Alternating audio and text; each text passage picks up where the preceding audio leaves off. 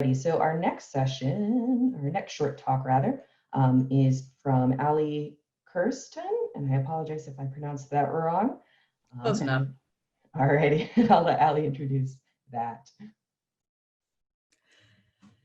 Hi everyone, so I am Krzton. I'm the Research Data Management Librarian at Auburn University, and I'm gonna have a hard time following this slideshow with my very plain slideshow that is not terribly visually interesting, but hopefully has a lot of information. I'm not sure if my screen is sharing, is it? I can see the like the presenter edit view of your screen, not the PowerPoint presentation itself. Interesting. Let's try that again.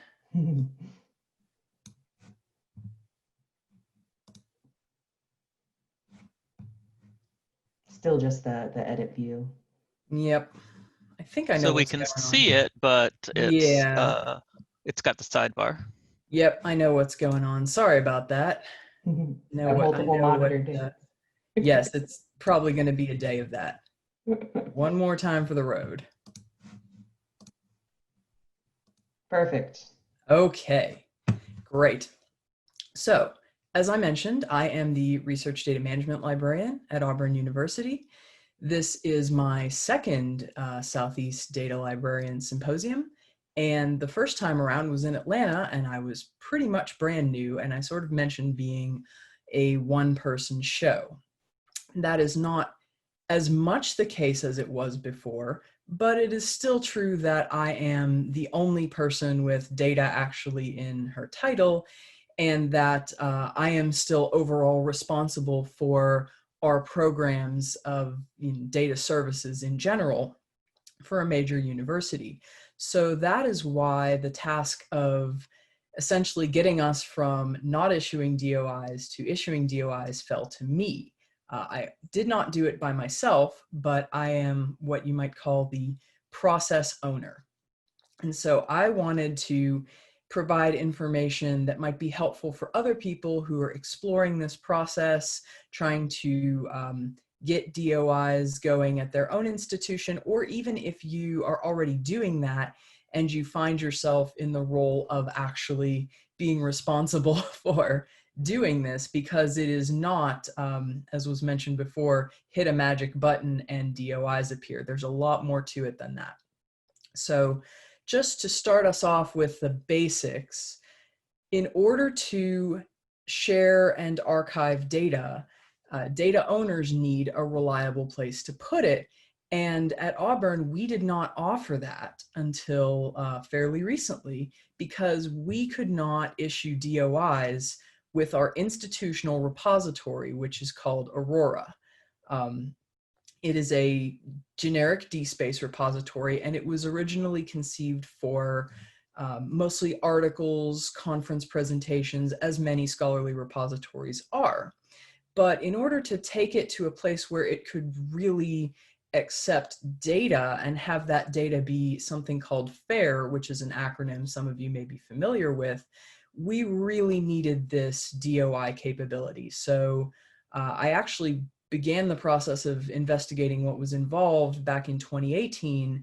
It was in 2019 that I began to get the ball rolling administratively and signing up with the agency that would be needed. So now here it is 2020, and we're finally minting DOIs, if that gives you some idea of the timeline that can be involved with some of these things.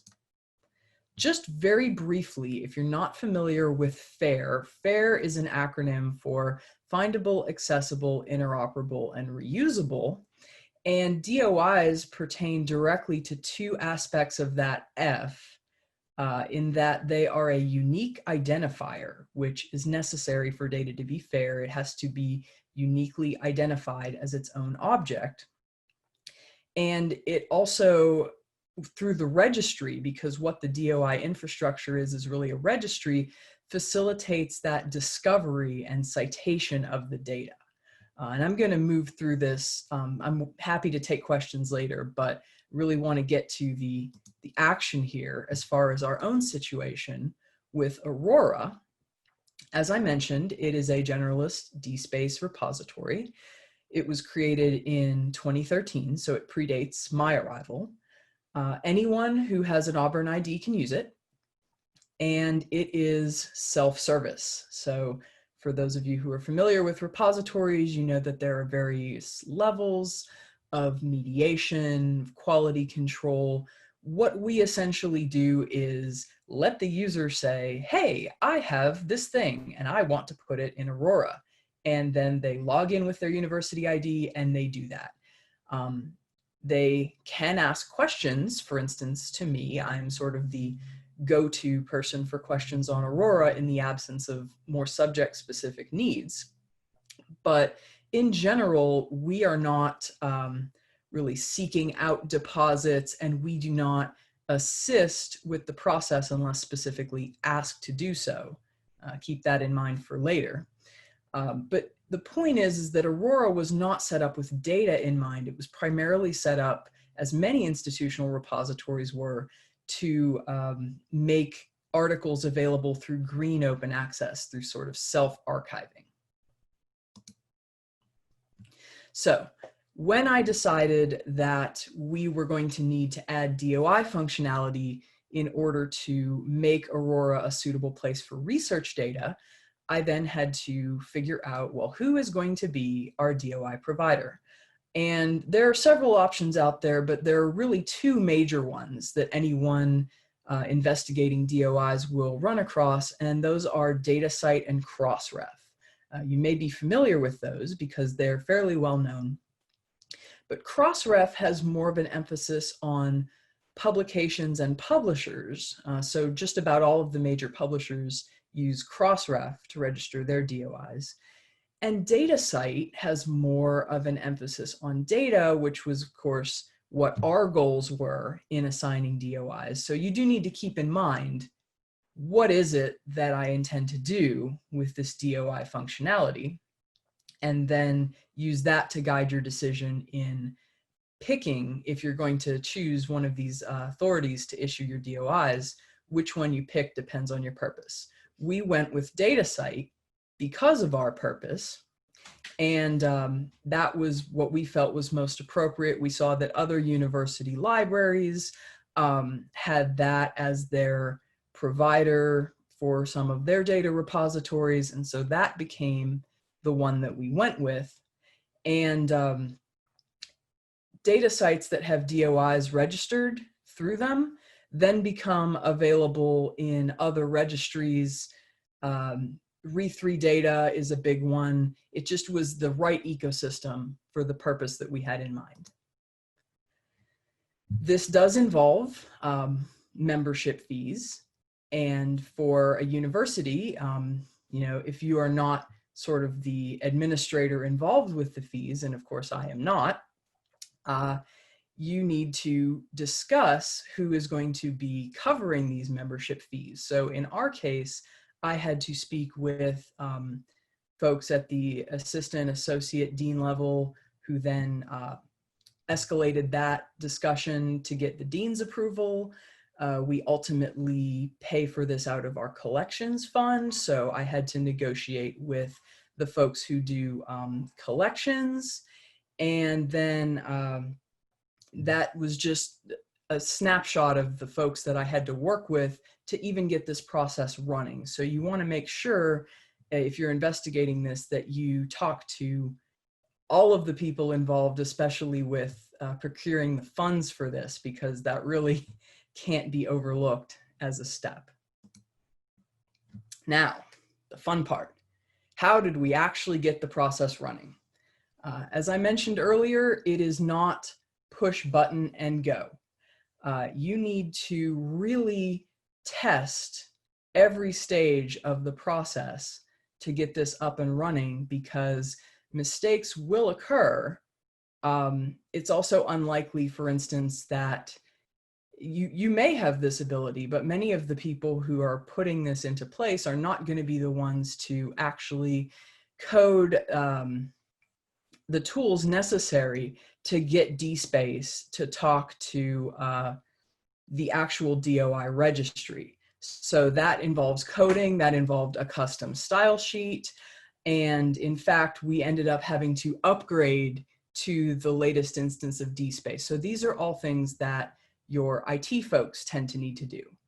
So that's another group that you're going to need to keep in mind to work with, or to do the things that you need to get DOIs up and running. Once we had our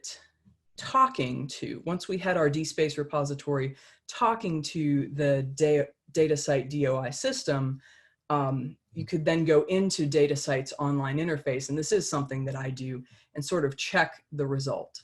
So this is really where my process ownership comes into it. I took it upon myself to make sure that end to end, the entire process was running correctly. You need to have at least one person, and I think it works best with one person who is going to make sure that the whole process runs. And if you distribute that responsibility, you might then have some things slip through the cracks. One of the things that became immediately apparent was that we were going to need to make some changes to the way that metadata was communicated up the pipeline. The metadata, of course, is the key to the DOI registry, because that is the entire point. The idea that this entry into your repository, and in our case into Aurora, this data set or other object, is going to be registered with enough properly descriptive metadata that it is going to be fair, or at least more fair, because fairness is more of a spectrum and a goal than a binary switch that you flip.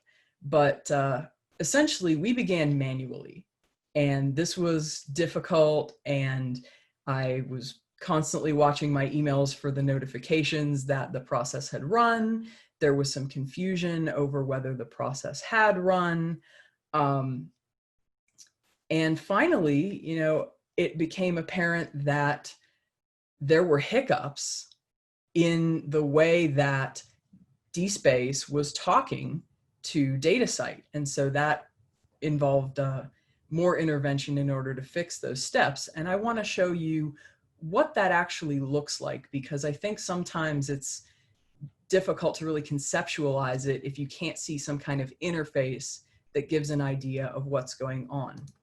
So this is actually what it looks like to work within the Datasite interface. So this is not DSpace and has nothing to do with our local instance of DSpace, Aurora. This is Datasite's browser-based management portal. And what I've done is pulled up an entry, and it did happen to be a data set, because again, that's the purpose behind all of this, was to get Aurora ready for data sets. And what we can see here is that there is a summary view of this metadata. We can see what DOI it ultimately got. It's got the standard prefix that many people are familiar with, 10 dot something else, and then a slash, and then another alphanumeric string. So looks like a DOI, right? It's good. It's good so far. This provides a partial picture of the metadata, but it at least highlights what needed to be mandatory fields.